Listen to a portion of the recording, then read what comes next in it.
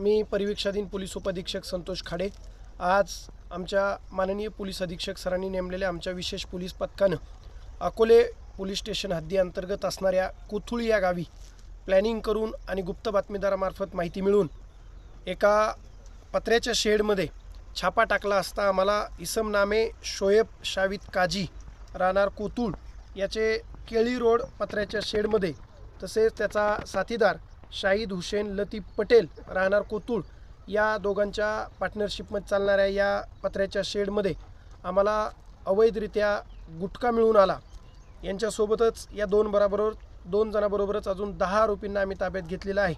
अशा प्रकारे या आरोपींकडून हिरा पान मसाला तसेच रॉयल 717 तंबाखू असा अवैधरित्या बाळगला जाणारा विक्री केला जाणारा गुटखा आम्ही ताब्यात घेऊन या आरोपींविरुद्ध अकोले पोलीस स्टेशनमध्ये गुन्हा दाखल करत आहोत।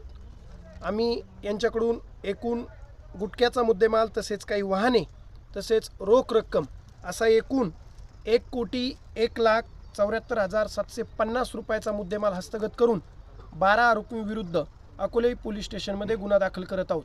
सदरची कारवाई माननीय जिल्ह्याचे पोलीस अधीक्षक श्री सोमनाथजी घारगे सर यांच्या मार्गदर्शनाखाली तसेच निर्देशाने चालू आहे। अशीच कारवाई अकोले पोलीस स्टेशन सहित पूर्ण अहिल्यानगर जिल्ह्यामध्ये अवैध धंद्यावर करण्यात येईल। जे लोक अवैधरित्या अवैध धंदे करून गुटखा वाळू तस्करी करतात त्यांच्यावरती अशीच धडक कारवाई करण्यात येईल व गुन्हे दाखल करण्यात येतील। धन्यवाद। कोपरगाव या ठिकाणी देखील आपण काल परवा गुटख्याचा ट्रक पकडला, त्याचप्रमाणे नगर या ठिकाणी आपण माव्याची फॅक्टरी या ठिकाणी हे केलं, परंतु अशा या आरोपींना तात्पुरत्या स्वरूपाची यांच्यावर कारवाई होती आणि हे पुन्हा जैसे ते यांचे धंदे पुन्हा सुरू होतात।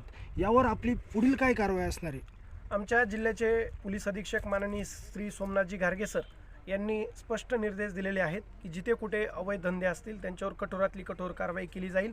आपला जो प्रश्न आहे, अशा गुन्ह्यांमध्ये ज्यावेळेस या आरोपीवरती कारवाई केली जाते, भारतीय न्यायसंहिता किंवा अन्न प्रशासनाच्या जे अधिकारी आहेत त्यांच्या मदतीने आपण ही कारवाई करून योग्य ती कारवाई जी असते ती केली जाते।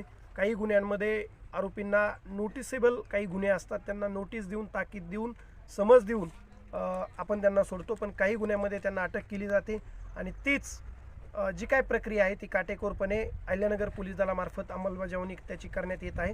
त्यामुळं अशा आरोपींना कठोरातली कठोर कारवाई करून यापुढे त्यांच्याकडून असे प्रकार होणार नाहीत याची काळजी घेतली जाईल।